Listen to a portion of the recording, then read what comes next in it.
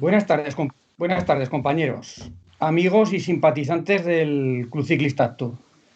Bienvenidos a la primera jornada de charlas que vamos a impartir por nuestro 35 aniversario. Vamos a empezar con la charla de la Clínica Cofisi, con quien estamos colaborando desde hace unas semanas. La hemos orientado a la recuperación post salida en bici. Ahora nuestros invitados nos van a informar de los tratamientos que efectúan en su clínica. Los especialistas que nos acompañan hoy son Jorge Valiente Fernández, fisioterapeuta, y Manuel Ruiz Gutiérrez, quiromasajista y osteópata. Os dejo con la charla. Recordad que si tenéis alguna pregunta podéis dejarla en el chat y al acabar Luis Medina las irá leyendo. Ahora lo primero, la presentación va a ser con el vídeo de la Clínica Cofisi. Cuando queráis.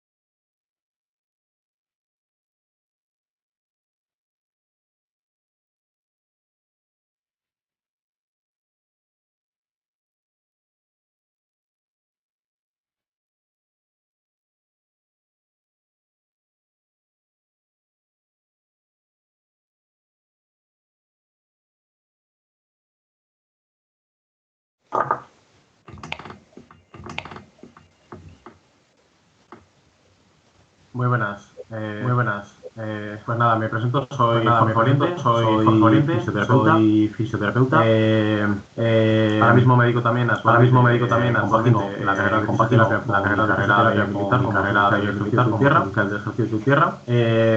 Dentro de la formación que tengo, dentro de la rama de entrenamiento personal, la terapia manual, que son todas técnicas y procedimientos encaminados a tratar el aparato locomotor, y fibrositis cutánea, más conocida como ganchos metálicos que vosotros veis que se utilizan para separar los músculos identativos entre planos musculares, punción seca y electropunción y ejercicio terapéutico. Abajo os he dejado un poquito de las técnicas que me estoy refiriendo. Y en la siguiente presentación os enseño un poquito las colaboraciones diferentes entidades deportivas con quien hemos estado trabajando. En un primer lugar, con de rugby, de caballería España 11. También trabajamos con el gimnasio de CrossFit, de Urcal, que está situado en Último. Y estuve trabajando con el Club Deportivo Valdefierro, hace un año y en el ascenso de regional preferente a tercera división. Hemos hecho algunas colaboraciones con algunas carreras de cicloturistas como carreras cicloturistas como el Half Ironman de Fuera y la Maratón de Zaragoza, la rompepiernas o la Cadel Trail. Y nada, doy paso a Manuel, un poquito sobre su formación. Sí, buenas tardes. Buenas tardes. Manuel Ruiz. Gutiérrez. Soy osteopata, quiromasajista. Bueno, ahora me dedico solamente a la osteopatía y quiromasaje deportivo. Entonces, bueno, pues tengo una consulta en la que mañana voy por las tardes, dependiendo un poco de las citas que pueda tener. Y bueno, pues eso es más o menos.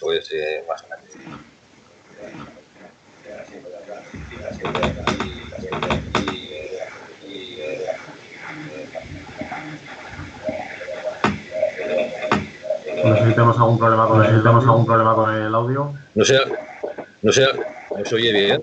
Se escuchaba. ¿Ahora se escucha mejor? Vale, pues repito. Soy Manuel Ruiz. Soy quiromasajista deportivo. Bueno, pues me dedico casi en exclusivo a la cuestión de osteopatía, quiromasaje. Tengo una consulta aquí en la que Jorge, pues hacemos un poco nos dedicamos a dar un mantenimiento y asesoramiento a distintas disciplinas deportivas. Y bueno, pues desde el punto de vista desde la osteopatía, pues también se puede también es otro punto interesante del deporte, la recuperación y el mantenimiento, y sobre todo la buena, o sea, el llegar en buena forma de hacer esa actividad deportiva.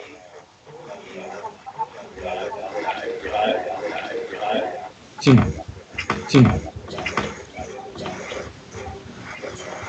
Luis, se sigue escuchando.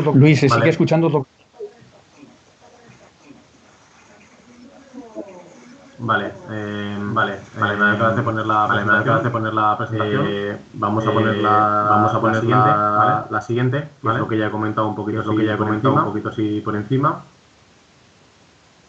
Ponme la presentación. Bueno, nada, es lo que he comentado, ¿vale? Como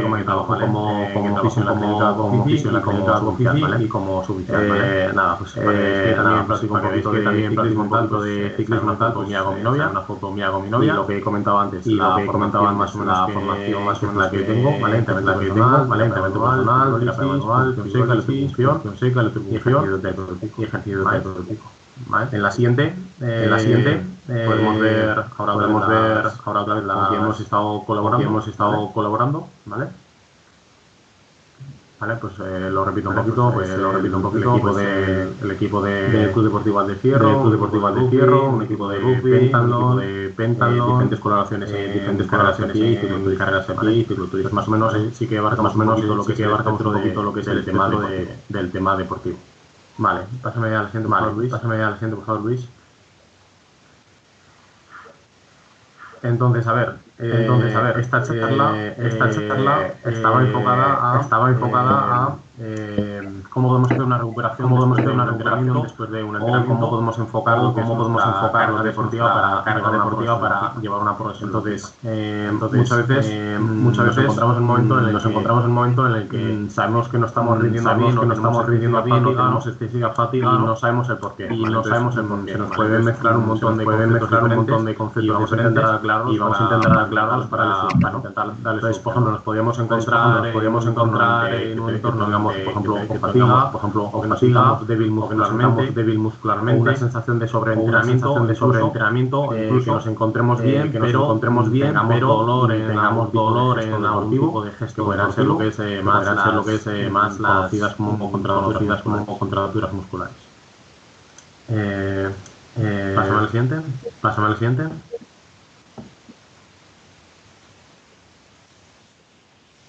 Sí. Sí, entonces, Luis, eso es. Entonces, Luis, se sigue oyendo doble. Vale, pues vamos a hacer una pequeña diferenciación, ¿vale? Y vamos a explicar el concepto en un primer momento lo que es la fatiga, es un concepto que hace referencia a una fase aguda, siempre es un breve periodo de tiempo, entre 8 y 72 horas. Es lo más fácil que podemos tener, yo puntualmente hago un entrenamiento, como consiguiente a ese entrenamiento tengo un cansancio que viene a posteriori, ¿no? Dentro de una persona que se encuentra en condiciones sanas y entrenados, pues entonces sabemos que no es importante, ¿vale? En otro nivel podemos encontrar lo que es una sobrereacción muscular, ¿vale? Es decir, cuando a nuestro cuerpo le exigimos un poquito más por encima de lo que está acostumbrado. Entonces, esto es la base de la supercompensación. Es decir, esto de entrenar un poquito por encima del umbral que yo estoy acostumbrado es la base de mejorar en cuanto a resistencia, mejorar en cuanto a fuerza, y es lo que buscan todos los atletas o todos los deportistas.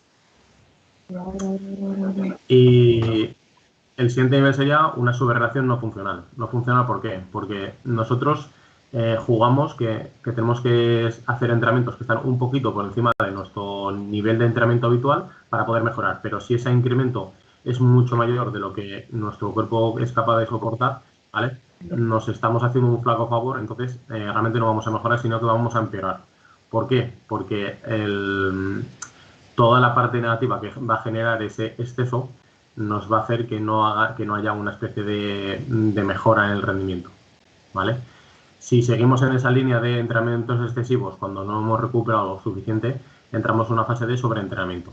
Entonces, el sobreentrenamiento en deportistas que hacen pocas sesiones a la semana no es tan común, sino que se ven gente que es, por ejemplo, gente más joven que hace muchos entrenamientos prácticamente todos los días, o deportistas que llevan un entrenamiento muy seguido y no les da tiempo a descansar de un entrenamiento para meterse ya en el siguiente. Entonces entra en una especie de espiral en la que continuamente se están empeorando y no son capaces de mejorar. ¿Me pasas a la siguiente, Luis?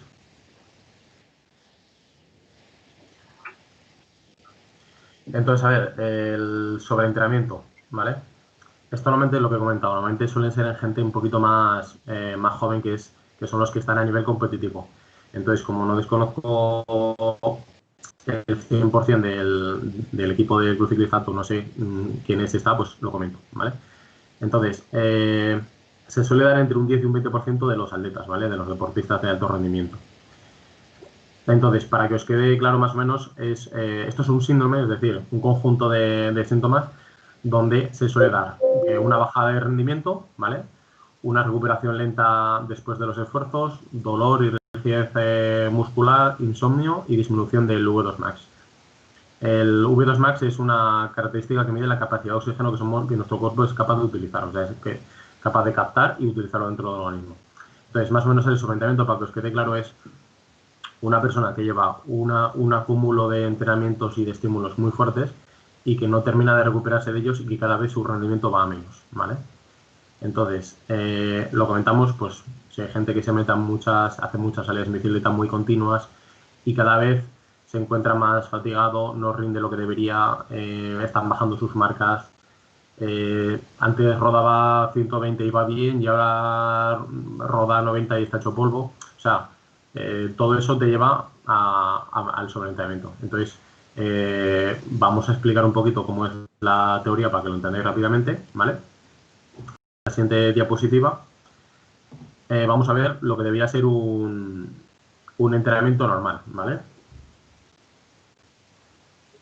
Sí, la de supercompensación, Luis, por favor.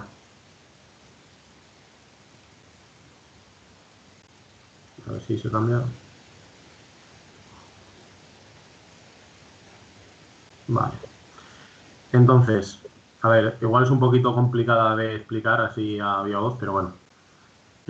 Si nos ponemos justamente en el punto donde inicia la raya roja por la izquierda, ¿vale? Ese es nuestro nivel de rendimiento actual, ¿vale? En el momento en que nosotros hacemos un esfuerzo, nuestro rendimiento se va hacia abajo, ¿vale? O sea, disminuimos nuestro rendimiento hasta un pico máximo, es decir, ¿por qué? Porque estamos fatigados, estamos cansados y somos incapaces de rendir. Si nosotros en este momento hiciéramos otro entrenamiento, nuestro nivel de rendimiento partida sería mucho más bajo que el normal. Entonces nos estaría llevando a perder cualidades. Entonces, si veis, la curva baja, pero luego sube, ¿vale? Sube hasta crear otro pico. Eso significa que nosotros hemos hecho un entrenamiento que nos ha llevado nuestro nivel hacia abajo, pero cuando hace el pico es que nos hemos recuperado. Y si os fijáis, el primer pico de rendimiento, ¿vale?, está por encima del nivel anterior por el que hemos partido. Eso significa que yo ahora voy a hacer un entrenamiento y el siguiente entrenamiento voy a estar mucho más fuerte que el anterior. Entonces, la idea es que nosotros vayamos entrenando siempre respetando los tiempos de recuperación de nuestro cuerpo para que el siguiente entrenamiento lo podamos hacer con unas cualidades físicas superiores al anterior, ¿vale?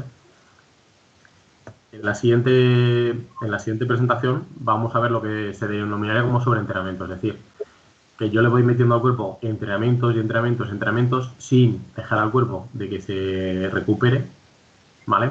Entonces nuestra condición física ni siquiera va a poder sobrepasar la línea media, sino que va a ir todo el rato hacia abajo, ¿vale?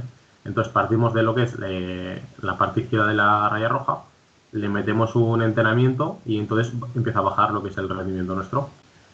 Llega un momento en que empieza a subir, pero no le damos el tiempo necesario para recuperar, ¿vale? Y no ha sobrepasado lo que es el nivel anterior. Y entonces ya le estamos metiendo el segundo entrenamiento. Y vuelve a bajar otra vez la curva, ¿vale? Entonces, esto genera que nuestro rendimiento vaya menos y llegamos a un momento en el que estamos sobreentrenados. Entonces, es un poco teórico todo esto, ¿vale? Pero el ejemplo más claro que podéis tener es la tabla que tenemos abajo en verde, ¿vale?, que es lo más interesante a nivel de entrenamiento personal, que es la distribución de la carga y los entrenamientos. Es decir, dentro de las posibilidades de cada uno, ya sé que, por ejemplo, pues por motivos personales o laborales, cada uno al final acaba de salir entrenando cuando puede, ¿vale? Pero sí que sabe, por ejemplo, la que tiene la salida del sábado o la salida del domingo, ¿no? Entonces ahí tenéis diferentes formatos de entrenamiento para gente que pueda ser un poquito más activa o un poquito más o entrenar o hacer menos salidas a la semana. De tal forma de que haya una distribución de las cargas. Es decir, si yo sé que un día me voy a pegar una carga alta, es decir, me voy a hacer una salida de 120, 150 kilómetros, o los que sean, ¿vale?, pues voy a contemplar que el día siguiente sea o un descanso casi total o un descanso de regeneración. Un descanso de regeneración significa una salida corta, un rodaje muy a baja velocidad y por llano, ¿vale? Esto se llama descanso activo, ¿vale? Entonces, lo que tenéis que jugar es eso, pues en días de entrenamiento de cargas altas, con cargas medias, con cargas bajas, para intentar que ese cuerpo no llegue a lo que es el sobreentrenamiento.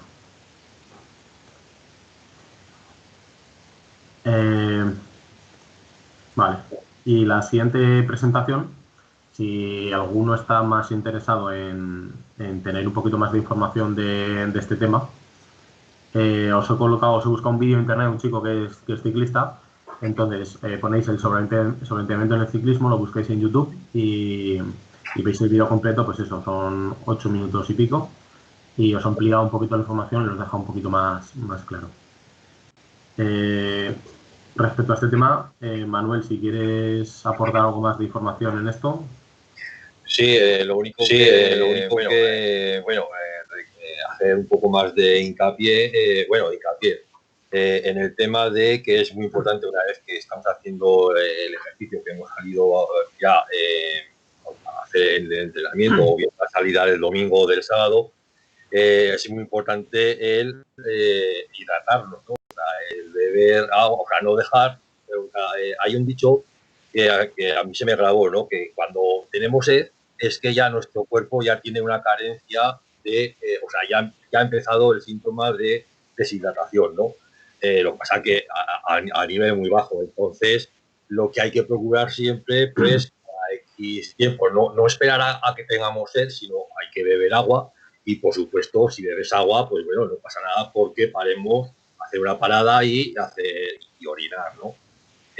Tanto una cosa como la otra, el reprimirnos, pues eso va a traer consecuencias negativas para que luego, una vez que hemos terminado de hacer ese deporte, ese músculo va a quedar en malas condiciones y se va a recuperar, va a tardar mucho más en recuperarse. Entonces, si lo podemos evitar simplemente con beber agua o una bebida isotónica, ¿no? O sea, nunca una bebida gaseosa o por supuesto, alcohol, pues no. Entonces, si lo podemos evitar en gran medida ya con eso, ya es una cosa bastante paliativa, ¿no? Luego también quería comentaros que, bueno, una vez que o sea, el ejercicio no tiene que ser, o sea, siempre, o sea, es mejor que sea un ejercicio continuo, no ocasional, en el que, digamos, bueno, pues salgo el domingo a correr con la bicicleta y, bueno, durante toda la semana pues no voy a hacer nada, ¿no? O sea, como antes ha comentado Jorge en el gráfico ese, bueno, pues llevar un plan de entrenamiento, una cosa, o sea, sin machacarnos demasiado, pero que sea de una forma continua, dándole tiempo al descanso, que también es entrenamiento el descanso, y, por supuesto, al entrenamiento. Luis, ¿nos cambias, por favor? Vale, Luis, ¿nos cambias, por favor? Vale, ya está. Entonces, ahora, después de esa breve introducción para meternos un poquito en contexto, el tema parece que tiene más fondo de lo que parece. Entonces, ¿qué es lo mejor para la recuperación, ¿no? Entonces se nos plantean un montón de alternativas, un montón de opciones. Entonces vamos a intentar comentar un poquito por encima todas las que hay, porque dentro de lo que es el mercado existen un montón de herramientas que nos pueden, o métodos que nos pueden ayudar dentro de esa recuperación, ¿vale? Entonces eso, pues tenemos lo que podría ser, por un lado, en Compex, el rodillo, las pistolas de masaje, la presoterapia, los baños de agua, las inmersiones en agua fría, las duchas de contraste, la alimentación, los batidos de proteínas, los recoveries, las siestas, los masajes de descarga, los estiramientos, las medidas compresivas, el descanso activo. Entonces hay un montón de estrategias que podemos utilizar para esta recuperación. Entonces, como casi todo el tema de recuperación siempre va enfocado un poquito a lo que es el dolor de piernas o la sensación de pesadez o tal, vamos a primero diferenciar un par de conceptos que pueden ser, por ejemplo, el tema de agujetas, ¿vale? Que es el que está ahora mismo en pantalla, y luego comentaremos el de las contracturas para que quede todo claro. Entonces, a ver, las agujetas es el nombre cotidiano que conocemos todos, ¿vale? A nivel científico se denominan DOMS en inglés, que viene a verse traducido como dolor muscular de aparición tardía, ¿vale? Entonces, ¿qué son realmente las agujetas, ¿vale? Cuando nosotros realizamos una actividad física que es superior a lo que estamos acostumbrados, ¿vale? Esas fibras musculares sufren unas microroturas, ¿vale? No, microroturas no significa una rotura como podemos ver en alguna lesión, que es una rotura de fibras masivas, ¿vale? Una rotura muscular. Esto son microroturas que favorecen que posteriormente el músculo se vaya regenerando, ¿vale? Tras unos periodos o unas fases de regeneración y vaya adaptándose a ese tipo de estímulos. Entonces, muchas veces se da que, por ejemplo, yo hago un entrenamiento y en ese momento, pues bueno, noto las piernas cansadas y tal, pero no hay dolor, ¿vale?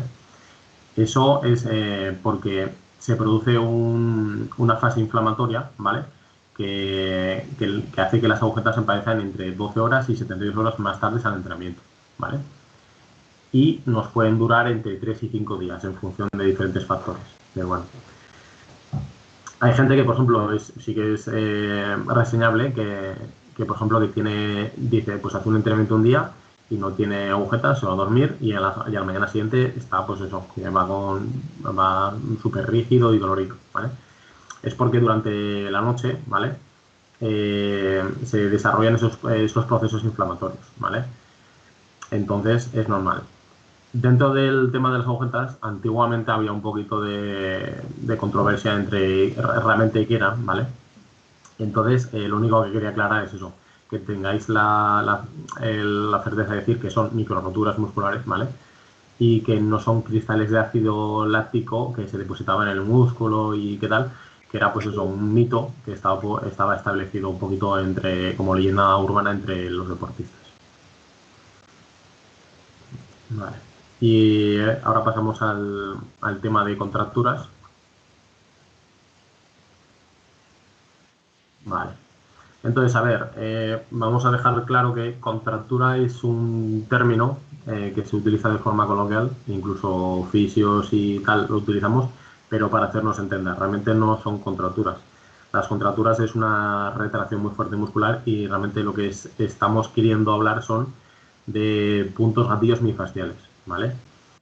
Entonces, un punto gatillo miofascial es, así muy simple, son puntos dentro de una banda tensa, es decir, dentro de una banda de un músculo, que son muy sensibles a la palpación y que en ocasiones pueden generar un dolor referido. Es decir, yo hago una presión en un punto gatillo, ¿vale? Y dispara, ¿vale? Hace un dolor referido en una zona cercana o alejada, ¿vale? Entonces, abajo os he puesto, por ejemplo, lo que pueden ser, os he puesto un punto gatillo del cuádriceps, del vasto interno, es decir, la parte interna del cuádriceps. Y luego a la derecha os he puesto de la parte externa del cuádriceps. Y en el centro el tensor de la fascia lata, ¿vale? Entonces, por ejemplo, estos son tres músculos que sí que se pueden, por ejemplo, que son fácilmente contracturables a la hora de trabajar el ciclismo, ¿vale? Porque el cuádriceps es un músculo muy predominante en el pedaleo. Y, por ejemplo, el tensor de la fascia lata ayuda a lo que es la flexión de cadera. Entonces, también tiende un poquito a sobrecargas. Entonces, no hay que confundir lo que puede ser un cansancio por un entrenamiento con lo que son puntos gatillo que me están generando dolor, por ejemplo, en la rodilla, ¿vale? El típico dolor que me irradia en reposo, que me duele un poquito cerca de la rótula y tal, pueden ser correspondidos, ¿vale? A lo que son puntos gatillos, pues eso, en el cuádriceps, en la parte interna o externa. Entonces, el tratamiento, por ejemplo, para este tipo de patologías, hay técnicas más conservadoras, que pueden ser, por ejemplo, la presión isquémica o algún tipo de automasaje para liberar lo que es esos puntos, pero el tratamiento más indicado es el de la punción seca, ¿vale? Que es el que se utilizan las agujas. ¿Quieres aportar algo más, Manuel? Sí, frente a contracturas, bueno, lo único decir que desde el punto de vista de la osteopatía, pues muchas veces, bueno, está claro que la contractura pues, es muscular y sabemos pues, que se debe a un esfuerzo y a un sobreesfuerzo deportivo y ya está, ¿no? Y entonces, no, digamos que no trasciende, o sea, se daría, en este caso, se podría proceder a un masaje de recuperación, un de descarga y tal, ¿no? Pero hay algunas otras patologías o contracturas que son provocadas. Pensamos nosotros equivocadamente que son provocadas pues porque hemos salido a hacer bicicleta, hemos hecho más de la cuenta, nos hemos pasado y tal, ¿no? Pero a lo mejor resulta que esa contractura se debe a que tenemos, yo qué sé, pues, que tenemos un problema en las cervicales o tenemos un problema en la ATM, en la articulación temporomandibular. Eso provoca una descompensación, bueno, ya a nivel interno, una descompensación también está en contacto con la cadera. Y bueno, pues como eso lo estamos practicando, o sea, lo estamos ejercitando tanto, pues bueno, pues, una pequeña descompensación puede dar lugar por eso, a una lesión, ¿no? Entonces decimos, bueno, ¿esto qué pasa? Que siempre estamos recuperando esta lesión, o sea, con un masaje, pero resulta que volvemos a poco tiempo se vuelve a repetir, ¿no? Entonces, bueno, muchas veces pues hay que saber o hay que mirar, hay que ir un poco más allá y decir, bueno, pues a lo mejor el origen no es muscular o no es una sobrecarga. El origen está en un bloqueo que hay que quitarlo. Que a veces puede ser un bloqueo visceral también, pues no sé, pues a lo mejor que debido a una contractura en las lumbares o que tenemos el piramidal o el psoas, que son músculos también muy importantes, sobre todo en el ciclismo, que estamos ejercitándolo continuamente, estamos estirando continuamente esos músculos, pues también hay que dejarlos descansar. Y lo malo es que de estos músculos, pues que está estrechamente directamente relacionado con el nervio ciático. El nervio ciático pues nos puede dar una falsa ciática, nos puede dar nos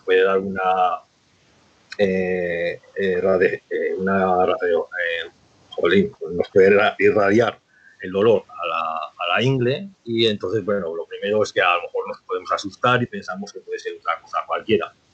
Entonces, bueno, pues todo eso habría que investigar un poco sobre la marcha, ¿no? Vale. Sí, pasamos a la siguiente, Luis, por favor. Entonces, vamos a empezar ya a desglosar todo aquello que es lo que podemos hacer para intentar paliar estos efectos del entrenamiento. Entonces, en un primer momento, uno de los factores más importantes que podemos manejar a la hora de mejorar lo que es la recuperación es la recuperación activa y el descanso, ¿vale? Entonces, lo que hemos dicho antes, ¿vale? Nuestra forma física no es estable. Tenemos nuestros picos de subida y nuestros picos de bajada, y es súper importante la gestión de las cargas, ¿vale? Hay gente que piensa que por entrenar más y más y más y más y todos los días quemarse en la bicicleta significa que va a mejorar más. Pues no es tanto. O sea, es mejor entrenamientos de calidad, bien organizados con sus cargas y sus descargas, que entrenar continuamente hasta más no poder, ¿vale? Vale, pásame a la siguiente, por favor. Entonces, yo, por ejemplo, yo soy el primero que peca, ¿vale? De que pues hay días que tengo menos tiempo, salgo con la bicicleta y digo, va, me quedan 8 o 10 kilómetros para llegar a casa. Pues esos 8 kilómetros o los últimos 5 quemo las pilas hasta más no poder, ¿vale? Y no es lo que se debería hacer, ¿vale? Entonces, lo que hay que intentar es que, por ejemplo, hacer hacer una fase primero de calentamiento, es decir, no salir a piñón fijo, hacer primero lo que es una entrada en calentamiento suavecita, con más cadencia y menos resistencia en los platos, ¿vale? Y luego hacer lo que es ya la salida fuerte, y a la vuelta lo que es interesante es sus últimos 10-15 minutos aumentar cadencias, quitar resistencia de los platos y un rodaje mucho más suave, ¿vale? Este rodaje nos va a servir para que nuestras piernas no lleguen a lo que es el final de la carrera como súper compactas, ¿vale? Nos interesa que haya una movilización un poquito de líquidos, que se movilice un poquito el ácido láctico, que vayamos soltando la musculatura, que bajemos temperatura. Entonces, todo eso nos sirve de enfriamiento, por así decirlo, ¿vale? Y luego, por ejemplo, a nivel de recuperación es fundamental, por ejemplo, el descanso, ¿vale? Parece que decimos, joder, esto es elemental. Pues es elemental, pero hay mucha gente que no lo hace. Entonces, hay gente que, por ejemplo, que por lo que sea, duerme menos horas, duerme 6 horas, duerme 5 horas y pico, 6 horas y pico, ¿vale? Esta gente va a tener un pico de producción de rendimiento muy pequeño comparado con una persona que descanse más, ¿vale? Entonces, lo suyo sería como mínimo dormir 8 horas para recuperar en condiciones. Y luego también es aconsejable que, por ejemplo, si hemos tenido, por ejemplo, una salida bastante fuerte, ¿vale? Hacer todo esto y después de la salida, pues echar una pequeña siesta, ¿vale? Una pequeña siesta reparadora, que son 20 o 30 minutos, y sí que está demostrado que, pues eso, que tiene beneficios. Abajo se colocan unas fotos, ¿vale? Como ejemplos de los que podemos hacer. Es decir, por ejemplo, yo hago un día una salida fuerte y vamos, el día siguiente estoy hecho polvo, por ejemplo, y no me puedo permitir hacer un entrenamiento igual de exigente. Pero, por ejemplo, si tengo, por ejemplo, como veis a la izquierda, tengo un crío pequeño y me apetece darme una vuelta, pues está claro que me va a servir para soltar pierna, para ir suavecito, para movilizar un poquito lo que son las piernas, y aprovecho para estar con mi familia, ¿vale? Ahora que viene con el tema COVID y no estamos un poco más restringidos en no salir y tal, también se pueden hacer unos rodajes muy suaves durante 15, 20 minutos, media hora con los rodillos, ¿vale? Entonces son alternativas válidas. Si, por ejemplo, he terminado la carrera fuerte, pero me apetece luego mi compañero se va y yo me voy para mi casa, pues si no quiero rodar solo, pues cojo, llego a casa, me monto en el rodillo y doy 20 minutitos muy suaves y ya está, ¿vale? Pasamos a la siguiente de estiramientos. Vale, a ver, estiramientos. También aquí un poquito de mito y realidad, ¿vale? Vamos a intentar dejarlo claro, ¿vale?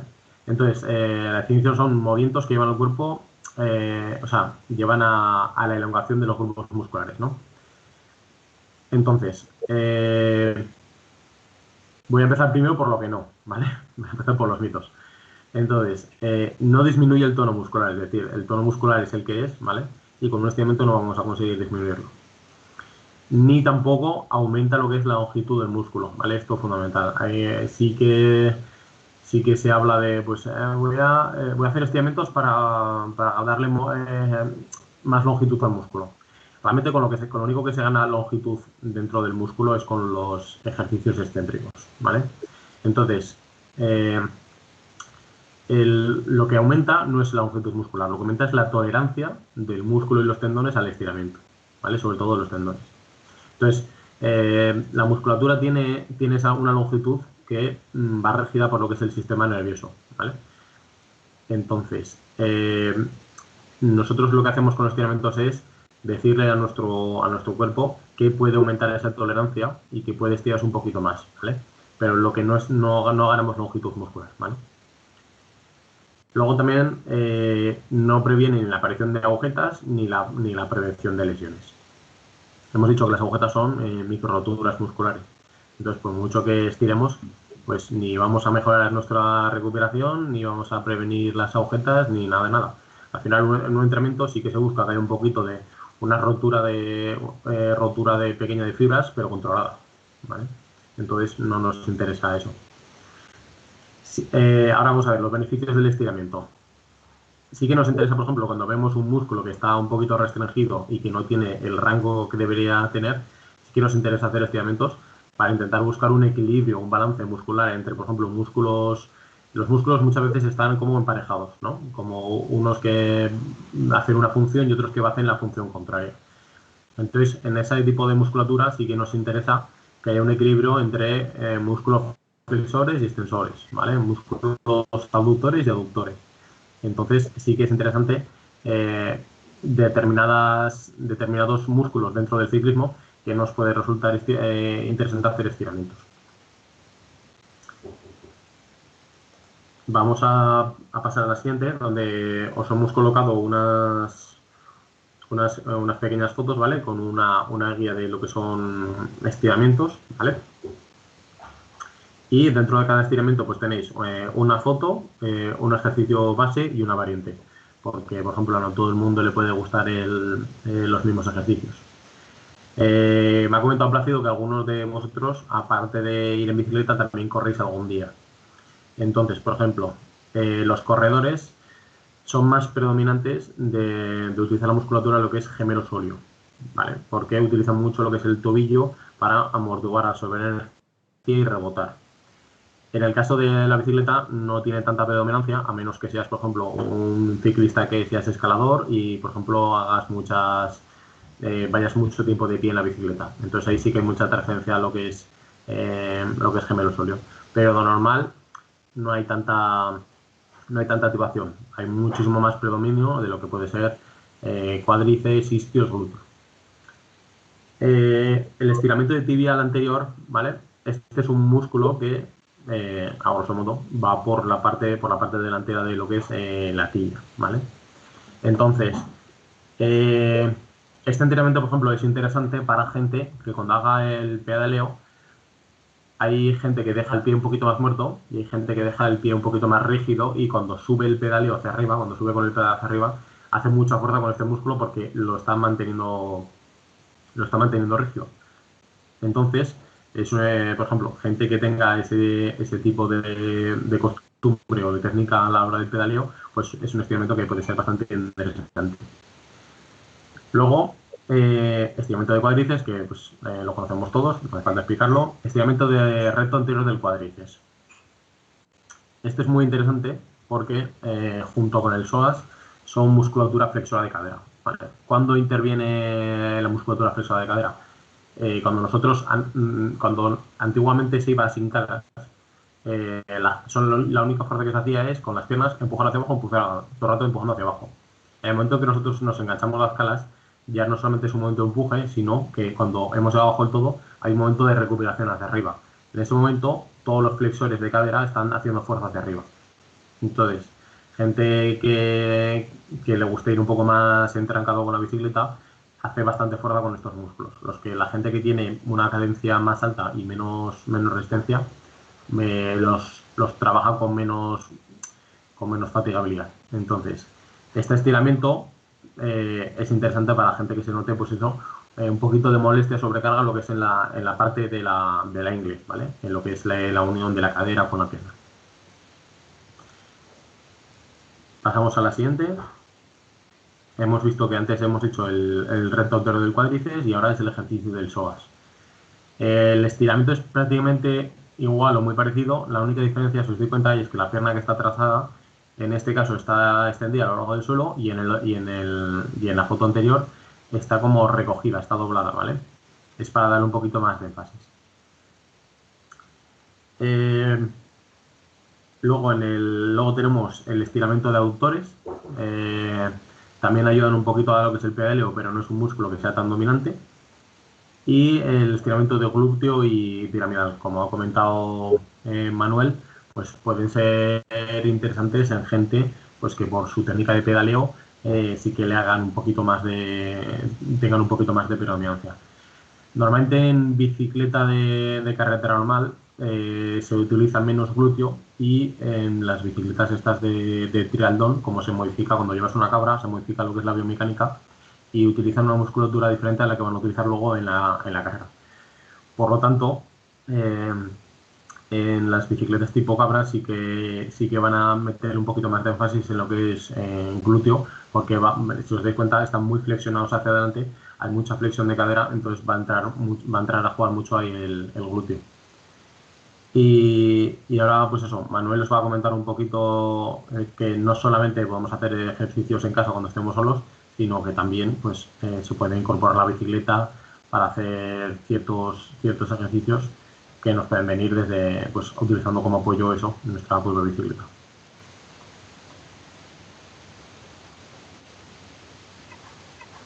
Sí, bueno, yo comentaros, prácticamente lo ha comentado ya todo Jorge, ¿no? Pero que es muy importante hacer esos estiramientos, perder, bueno, que no es perder, es vamos a decir, invertir en esa evolución deportiva, en ese entrenamiento, vamos a tener un músculo más óptimo, pues perder aunque sean 5 o 10 minutos, o sea, como vemos aquí en las imágenes, en la presentación, de hacer unos estiramientos de por lo menos los músculos principales o los músculos que más van a intervenir, aunque también es importante que luego, pues durante la semana, por ejemplo, pues que hagamos una clase, por ejemplo, de espaldas sanas, ¿no?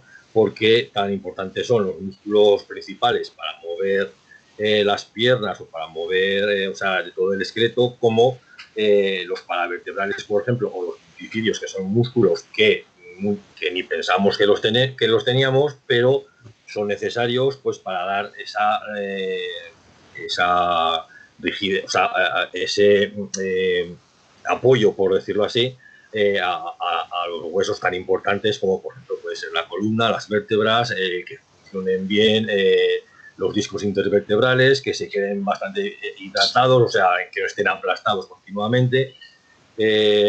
Pues esa parte también, aunque no la solemos tener en cuenta, pues es muy importante también dedicarle un tiempo a esa musculatura que muchas veces pues, pasa desapercibida. Referente a los estiramientos, pues sería una forma de, o sea, un estiramiento progresivo, ¿no? O sea, siempre teniendo en cuenta la regla de oro, que es la regla de no dolor. En el momento que hacemos un estiramiento y aparece un dolor ya, pues eso quiere decir que algo estamos haciendo mal. Por ejemplo, un caso, vamos a estirar algunos ejercicios para estirar los isquiotibiales, ¿no? Pues un buen estiramiento pues sería simplemente el dejarnos caer y hacer como que vamos a tocar el suelo, pero hasta donde lleguemos.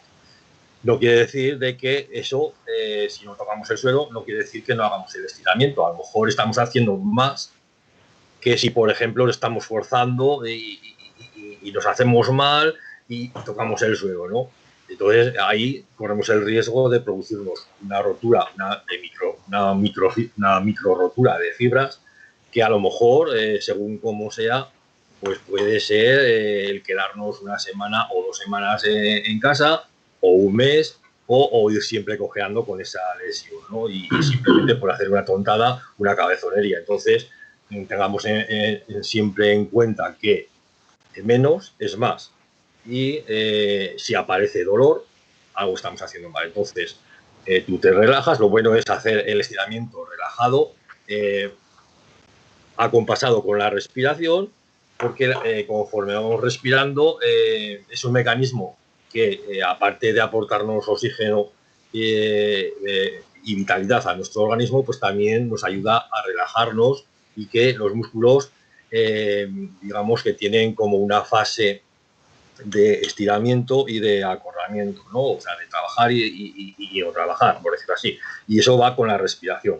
Si tú coges aire, pues entonces el músculo se queda, vamos a decirlo así, ¿no? Se queda como, o sea, se encoge un poco y al soltarlo, pues entonces ya se suelta, se estira, pero de forma relajada, impidiendo que nos hagamos mal. Con lo cual, estamos ganando ya en el estiramiento. Estamos haciendo un estiramiento eficaz. De la otra forma, decir, bueno, pues yo tengo que llegar a tocar el suelo en 3 días.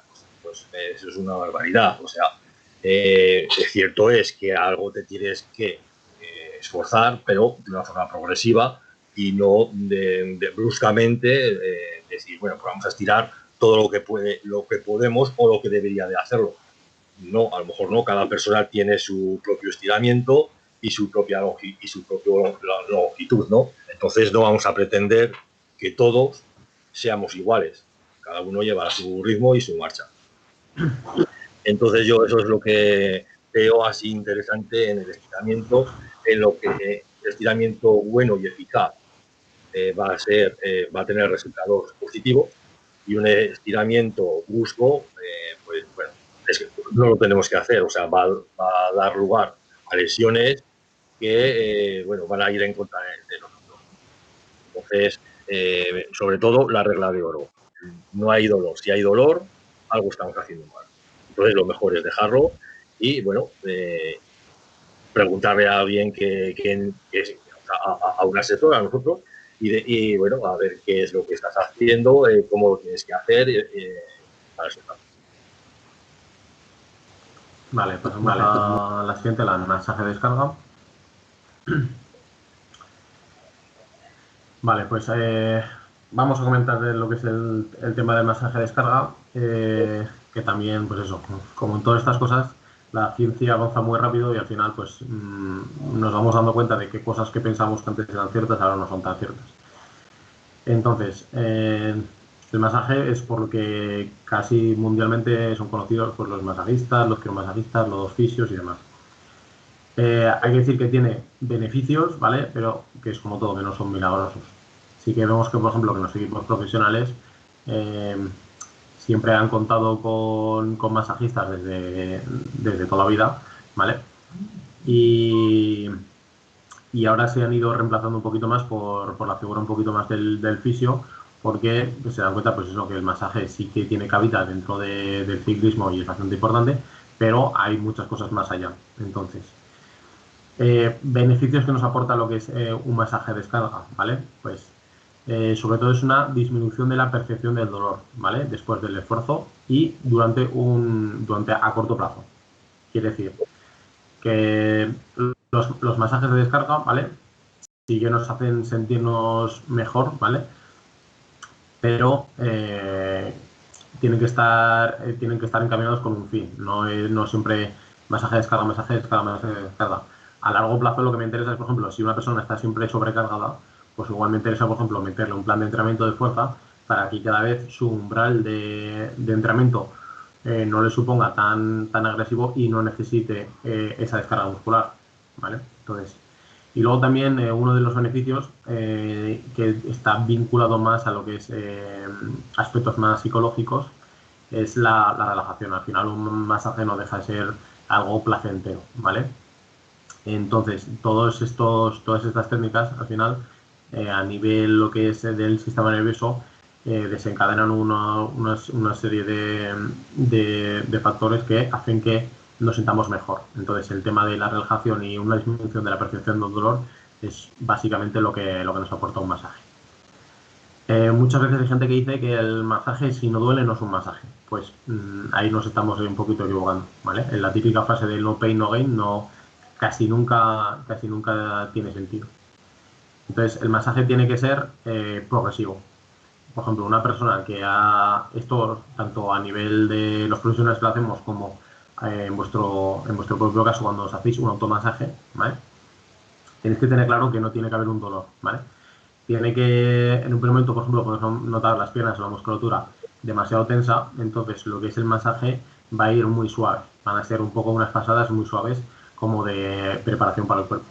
A medida que el cuerpo se vaya acostumbrando y tal, nos permita hacer un poquito más de presión, un poquito más de profundidad, un poquito más de fuerza, eso lo vamos a tener que ir regulando nosotros. Entonces, lo que se suele marcar es entre 3 y 8 minutos por grupo muscular de masaje, pero esto lo podéis regular cada uno en función de las zonas o áreas que tengáis un poquito más sobrecargadas.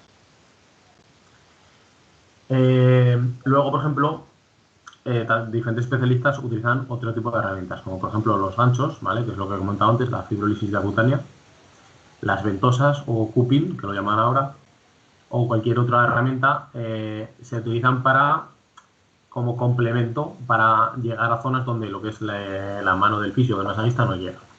Entonces, por ejemplo, para liberar planos nos viene muy bien lo que son las ventosas, y para separar adherencias que hay entre tabiques musculares, en el caso de ciclistas, pues bastante comunes entre gemelo sóleo o entre los diferentes bastos del cuádriceps o un poquito isquios, vienen muy bien los ganchos.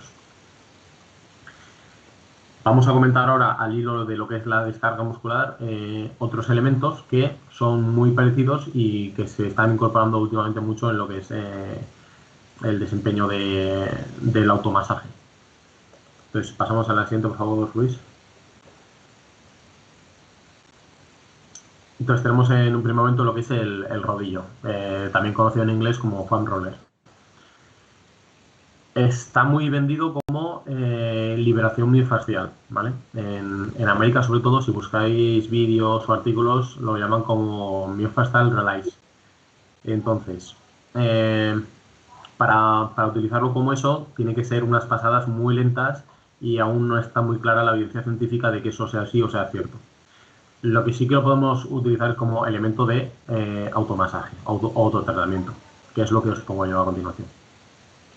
Entonces, en resumidas cuentas, tanto el masaje normal como el masaje con rodillo, al final lo que nos va a hacer es que aumente el rango de movimiento, es decir, nos permita que esa musculatura nos dé la capacidad, la tolerancia a elongarse un poquito más.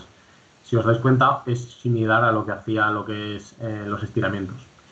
Vosotros hacéis una prueba de un estiramiento en un primer momento, luego os hacéis una pasada con rodillo y luego volvéis a hacer el estiramiento y os vais a dar cuenta de que vais a llegar mucho más, ¿vale? Luego, por ejemplo, disminuye el dolor de las agujetas.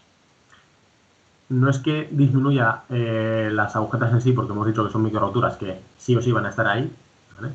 Lo que van a disminuir es la percepción del dolor de esas agujetas. Vamos a intentar dejar un poquito más fino y explicado. Y luego también es eficaz en el tratamiento de contracturas. Hemos dicho que las contracturas, aquí entrecomillado, ¿vale? No son contracturas, son puntos activos muy especiales.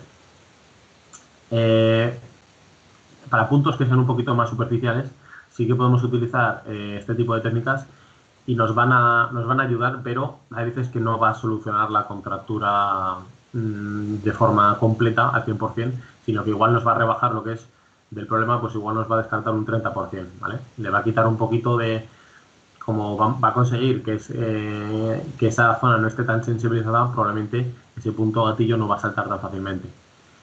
Muchas veces los puntos gatillo están un poquito más profundos o en zonas que no son accesibles para lo que es un rodillo, entonces ahí sí que tenemos que volver otra vez a lo que es la punción seca. Y luego la mejora de la circulación sanguínea. Pues al final muchos estímulos que son locales acaban haciendo un aumento de la circulación local. Hay gente que, por ejemplo, que los utiliza como preentrenamiento o como preactivación para hacer cualquier tipo de entrenamientos. Los estiramientos previos a una práctica deportiva han demostrado que disminuyen el rendimiento. El único estiramiento que consideran que es bueno son los estiramientos dinámicos. Están los estáticos y los dinámicos. Entonces, los estáticos, como cuando vamos a hacer un ejercicio necesitamos una pretensión de la musculatura, los estáticos no nos benefician. Sí que son interesantes los dinámicos, que son los que, por ejemplo, nosotros, los futbolistas, que los vemos en la tele que hacen aperturas de la pierna, o los que son corredores de atletismo, cuando están en la pista que hacen lanzadas de la pierna hacia adelante y hacia atrás, ¿vale? Esos son estiramientos dinámicos. Entonces, volviendo al tema del rodillo, un protocolo muy sencillito que podéis hacer es, por ejemplo, 20 minutos, ¿vale? Para hacer pasadas en las piernas. Que sería 2 veces por pierna, 45 segundos en cada músculo con 15 segundos de descanso. Los descansos están marcados porque, a ver, es una técnica que a veces es un poquito agresiva en cuanto a que puede molestar un poquito. Vuelvo a lo que ha dicho Manuel. Todo esto tiene que ir con cabeza, es decir, si hay un músculo que me está doliendo a rabiar, no insisto, o sea, tengo que ir más suave, es una vuelta progresiva. Normalmente las primeras pasadas son más suavecitas y luego cada vez voy echando más pesos del cuerpo sobre el rodillo para que este ejerza más presión, pero a medida que mi tolerancia lo permita. Hay muchos tipos de rodillos, que se me olvidó poner la foto, ¿vale? Hay unos rodillos con pinchos, unos rodillos que son más duros, otros que son más blandos, otros que son los típicos de pilates. Yo, en principio, recomiendo los de pilates, o sea, los que son más blanditos, con menos pinchos y a ser posible vender unos que son muy grandes y unos que son más pequeñitos. Pues el pequeñito y más blandito que es el mejor, o sea, al final es más barato. Los que tienen pinchos y son muy duros, al final son un poquito agresivos para lo que es el contacto con la piel. Y para lo que queremos nosotros, que al final es unas pasadas, un automasaje y demás, con que tal de que tengamos uno que sea más o menos un poquito resistente, pero que sea blandito, con eso nos hace perfectamente la función. Y en la siguiente diapositiva os he recortado lo que es un pantallazo de un vídeo que un chico está haciendo lo que es automasaje con rodillo, ¿vale? Durante, pues eso, lo que sería un protocolo de 15 minutillos. Entonces explica un poquito cómo masajear la fascia plantar, un poquito cómo el área gemelo-sóleo, isquios, cuádriceps y hace un poquito también de tren superior. Entonces, el que esté un poquito más interesado, o que se ponga en contacto conmigo, o si no, os podéis meter dentro, busquéis este vídeo y veis un poquito cómo sería la rutina. ¿Quieres añadir algo más, Manuel?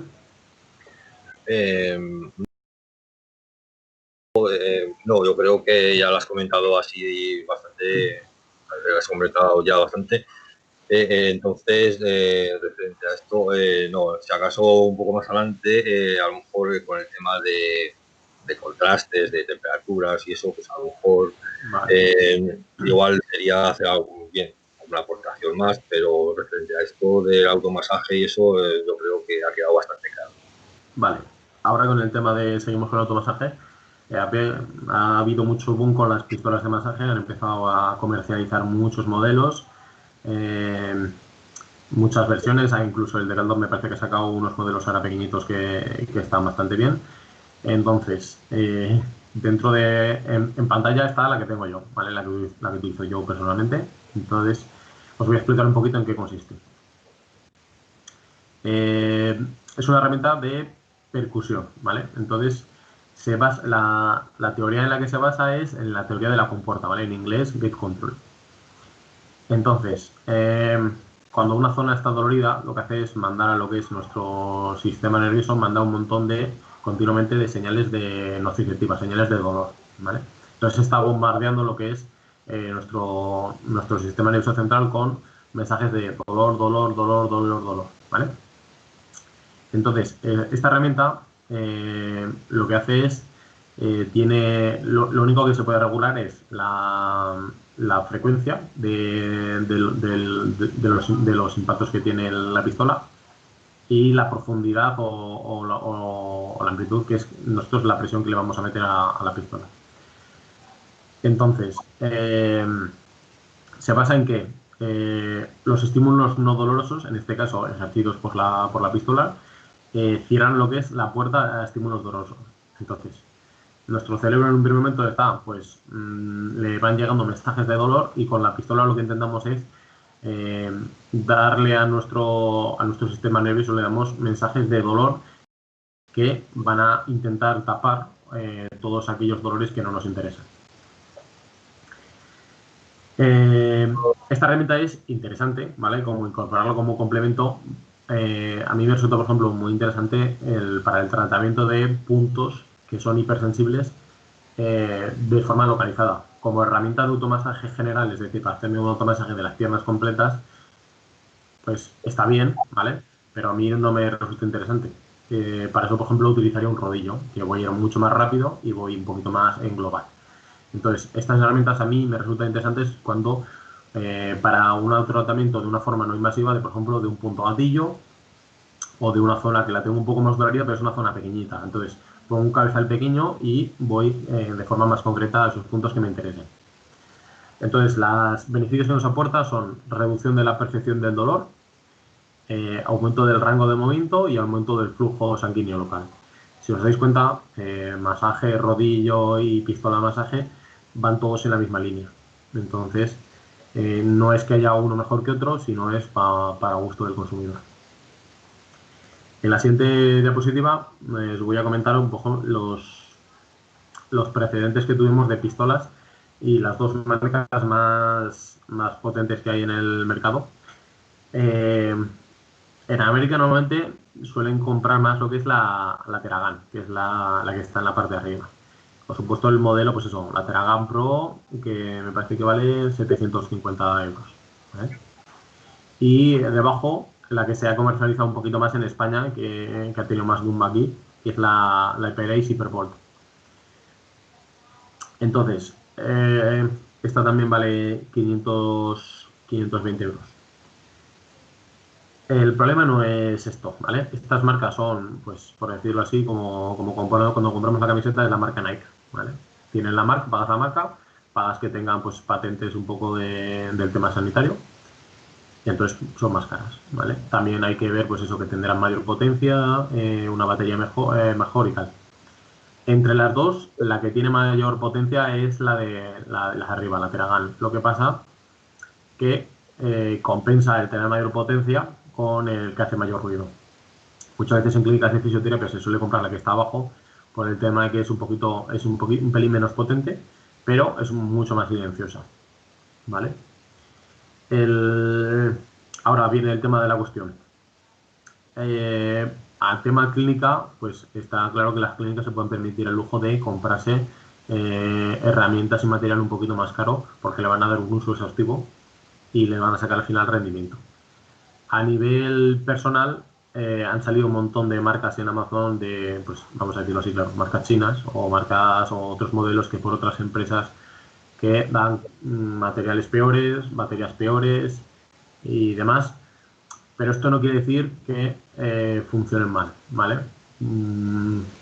Podemos intentar buscar un espectro intermedio en lo que son las marcas más baratas, que al final nos van a salir caras, y las marcas más caras, que son las de uso profesional, pues intentar buscar algo intermedio.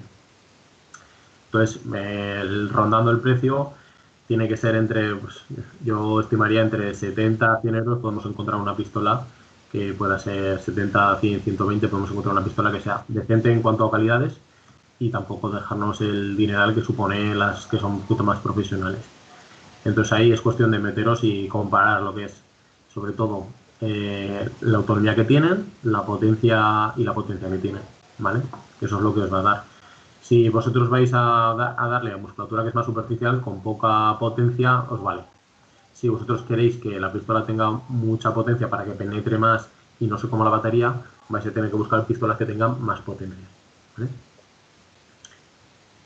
Vamos a pasar al siguiente. Ahora vamos a hablar un poquito del tema de electroestimuladores. Entonces, en electroestimuladores hay un poco de caos porque hay que tener en cuenta a la hora de comprar un electroestimulador qué es lo que estamos comprando y para qué lo queremos. Hay dos funciones básicas, la del TENS y la del EMS, ¿vale? TENS es estimulación nerviosa eléctrica transcutánea. Muy resumidas cuentas, es para tratamiento del dolor, ¿vale? Y el EMS es una estimulación muscular. Entonces, con eso lo que queremos es una activación de la musculatura con otros fines diferentes. Entonces, las acciones que tiene el TENS es inhibir las células nociceptivas, es decir, inhibir, o para que me entendáis, bloquear las células que causan dolor. Hay células que están emitiendo dolor, y con el TENS lo que vamos a hacer es intentar inhibirlas, intentar bloquearlas y que no hagan su función. Luego también inhibir sustancias que faciliten esa transmisión de dolor, o sea, que va en la misma línea, y aumentar los receptores opioides. Los receptores opioides son los que me generan una analgesia. Entonces, al aumentar los receptores voy a disminuir lo que es la sensación dolorosa. Entonces, estas tres acciones, pues que claro, el TENS es para el dolor. Si veis las fotografías de abajo, la conformación y la colocación de lo que son los electrodos, lo que hacen es cubrir la zona que me interesa tratar. Se ponen normalmente en parejas y yo normalmente el TENS lo entiendo más, por ejemplo, una persona, para que lo entendáis, una persona que se ha dado un golpe, ¿vale? Pues tiene dolor agudo, entonces ahí sí que es interesante, por ejemplo, poner un TENS. Una persona que ha tenido una operación quirúrgica también va a tener dolor como consecuencia de esa operación, de todo lo que ha generado. Entonces ahí sí que es interesante poner un TENS. O alguna cosa así que sea un poquito más aguda, es interesante poner el TENS. En patologías que sean un poquito más crónicas significa de larga evolución, no significa que sean para toda la vida, ¿vale? Una patología crónica, pues un dolor que me dura 2 semanas, 3 semanas, científicamente no está tan contrastado, hay un poco de controversia en cuanto a que sean efectivas. Aún así, hay dos tipos de TENS y uno de ellos sí que está enfocado a tratar un poquito más el dolor crónico, pero no está del todo claro. Entonces, si pasamos a la siguiente diapositiva, lo voy a leer muy rápido para que tengáis una idea un poquito. La colocación de los electrodos es alrededor de la zona dolorosa, que no tiene nada que ver con cuando voy a ponerme un electroestimulador para relajar la musculatura, que no tiene una cosa con otra. Lo que nosotros, la intensidad la vamos a subir nosotros y vamos a notar una sensación de hormigueo. Normalmente las duraciones son de unos 20 minutos, media hora. Y la frecuencia en las que podemos poner las sesiones, ahí pone un medio, me refiero a 1 o 2 sesiones al día. Y luego hay hay 3 tipos de TENS, ¿vale? La convencional, que es el primer dibujito que veis arriba a la izquierda, y los bursts o trenes de impulso. Os lo quiero nombrar porque luego muchas veces cuando os compráis un TENS os hablan de esto, os hablan de TENS convencional o TENS burst. Entonces, lo que os tiene que quedar claro es que el convencional es para dolor agudo y el efecto que se genera es inmediato, es decir, entre 3 y 5 minutos después de lo que es el tratamiento ya tenemos esa sensación de analgesia, ¿vale? Pero el efecto del dolor es mucho menor. Y luego el TENS burst o trenes de impulso normalmente está enfocado más a lo que os he comentado antes, a dolor crónico, dolor de larga evolución, una cervicalgia, una dorsalgia, lumbalgia, alguna cosita de estas que suele ser dolor que ya se prolonga en el tiempo. Su aplicación tiene un efecto retardado, es decir, que aparece entre 20 y 40 minutos después, pero tiene un efecto mucho mayor. Y luego, el tipo acupuntura No sé si me estoy escuchando por ahí con eco de fondo. Me parece que Plácido has dejado el volumen abierto. Por ahí con eco de fondo. Vale.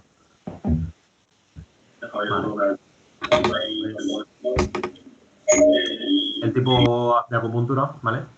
Por ejemplo, dentro de fisio, lo que se suele hacer es, muchas veces hacer punción seca, se dejan las agujas puestas en esos puntos donde hemos tratado y que como consecuencia de esas microturas que nosotros hemos generado con las agujas, luego muchas veces se les hace un tratamiento a esa aguja se le pone unos cocodrilos, unas pinzas que se sujetan se le une a un TENS y generamos analgesia en esos puntos concretos que normalmente están un poquito más sensibilizados. Respecto al uso de los TENS, lo que me interesa son precauciones y contraindicaciones para que queden claras y que, pues eso, que es lo primero que se tiene que leer en todas estas cosas. Entonces, no se debería colocar en áreas que estuvieran irritadas. Pacientes con marcapasos está totalmente indicado. No se coloca en la zona de la glotis, ¿vale? Es en la parte del cuello, la parte superior del cuello. Se puede utilizar, pero en zonas donde no afecte a lo que es si lo que está utilizando una mujer embarazada, lo puede utilizar en unas piernas, lo puede utilizar en un cuello y tal, pero no lo puede utilizar en zona que sea próxima a lo que es la zona del bebé, aunque no está totalmente demostrado, pero para evitar problemas. Y no aplicar en áreas hemorrágicas, por si tuviéramos alguna complicación. En la siguiente diapositiva os explico un poquito lo que hemos enseñado antes, que es los TENS vinculados a lo que son agujas de acupuntura. Esto normalmente se utiliza bastante en fisio, ¿vale? Entonces el que está arriba a la izquierda, por ejemplo, ahora están tratando lo que es un punto gatillo de un vasto interno, de un cuádriceps. Entonces han primero tratado esos dos puntos con punción seca y luego se les ha puesto lo que son las pinzas y se ha conectado al TENS. Entonces ahí se le pone una corriente de analgesia. Esto se puede hacer con un polo positivo y uno negativo, y abajo veis una especie de apartito. Eso es un pointer, que es un TENS monopolar, es decir, con un solo polo. La forma en la que tenemos de cerrar el circuito es, si os fijáis, tiene la mano izquierda, la tiene sin guante, y lo que se suele hacer es conectar el contacto con el paciente o el cable, un cable que se ve negro, que va hacia abajo, que no se ve en la foto, que debe estar en contacto con el muslo del paciente, o contactar directamente con la mano con lo que es el gemelo del paciente. Y a la derecha, ahora está muy en auge lo que es la neuromodulación, que lo que es, colocan las agujas cerca del recorrido de los nervios y se le pone un TENS. La idea es neuromodular, es decir, una vía nerviosa que está muy exacerbada, muy excitada, e intentar normalizar su actividad. Sí, por favor. Vale.